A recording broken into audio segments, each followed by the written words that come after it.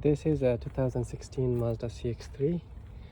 The problem was that when I was turning the fan on or the blower motor, it would give me a very loud vibrating noise, which was not normal.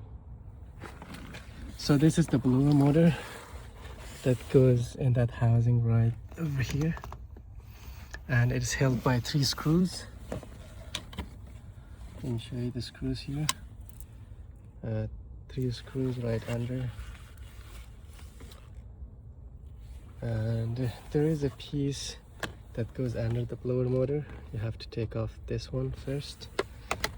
And look at this, when I took off the blower motor, a lot of napkins, I don't know how this got in here, it got trapped in here, and then it would just giving this very loud noise.